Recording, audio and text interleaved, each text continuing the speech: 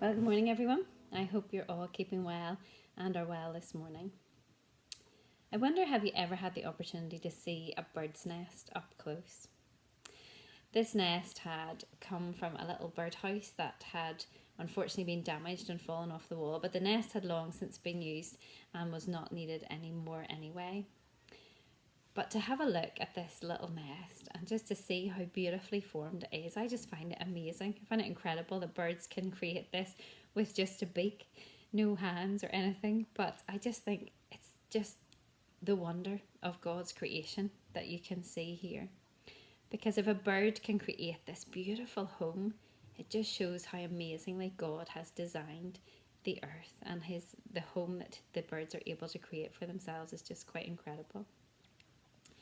And we can, of course, read about birds in several points in the Bible, and God does use them at times even as an example of how they are formed and how they are created to look after themselves and how God cares about them.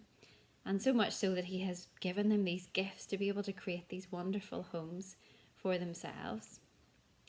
But if we go this morning to Psalm 84, that beautiful psalm that we do get the opportunity to sing when we are together, how lovely is thy dwelling place. We can read in that psalm about the sparrow and the swallow. And the psalmist who wrote the psalm mentions about how the sparrow and the swallow are seeking a home near the altar of the Lord. Because the whole psalm is referring to the home of God as they see it at that time, which was the tabernacle. And that was where God's presence was, and where the people had the opportunity to come and to worship God, and for the high priest to go and to enter into God's presence within that place. That was the home that they had appointed for their God. And it's just a psalm of praise and worship and thankfulness of how wonderful that home is, and how wonderful it is to be able to go and enter into the presence of God and to worship Him. But if you're able to enjoy the moderator service on Sunday night, either if you were able to be there or if you were able to enjoy it virtually, you will have heard him talking about the home of God. And home is his theme, his moderator's theme for the year. And he was so inspiring as he talked about home. And as he talked about the fact that, of course, we can read in the book of John in that first chapter about how Jesus came and made his home among us. He came to earth and his home was here. And how this wonderful creation that God had made, this amazing creation that allows birds to create these beautiful homes, the final piece of that creation was for Jesus to come and to live in it. And it was an amazing and powerful sermon. I hope you had the time to watch it and enjoy it. And if you haven't, I'm sure you'll be able to watch it again. But he then spoke at the end about the fact that God then has made his final home in us. And so Jesus came and died on the cross so that God would actually come and live within us through his Holy Spirit. So that finally, one day, of course, we could have our permanent fixture at home with him in heaven if we invite him in to be at home in our lives.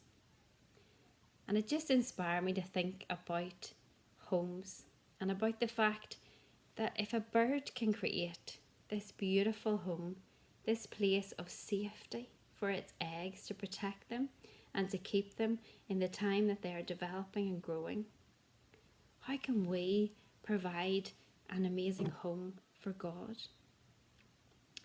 And so this morning I just want us to reflect and to perhaps be challenged as well, to think about how we can welcome God home into our lives, how we can provide that environment in which we can have him as part of us and as part of our lives, until one day we can go and be at home with him. And I hope that we have seen the importance of our homes over the last number of months, and it's been such a challenge at times to only stay at home. But it is that place of safety for so many of us, that place where we know that we can go when we need just time to ourselves. How can we create that space with God? And can we this morning think of how we welcome him home in our lives until one day we can finally spend the time together at home with Him. There's a beautiful song, of course, as well that you will know called I Can Only Imagine. And I had the opportunity at the weekend to watch the film about how that song had come to be, how the singer had come to write it. And for him, home was not a happy place. Home was not a place where he did feel safe. Home was not a place where he wanted to go to. And he actually, in fact, ran away from home quite young because he couldn't stay there. But through his love of God and his following of the teaching of the Bible, and through God speaking to him, he was aware that there was going to be a much better home. A home that he could only imagine. A home where he would have the opportunity to be with God. And what a wonderful home that will be for us. But as the moderator challenged us, can we think about how we can have God at home in our lives right now, this morning? I pray and hope that you will feel the blessing of God at home with you this morning, and that you will allow Him and give Him the opportunity and welcome Him into your lives so that you can be at home with Him.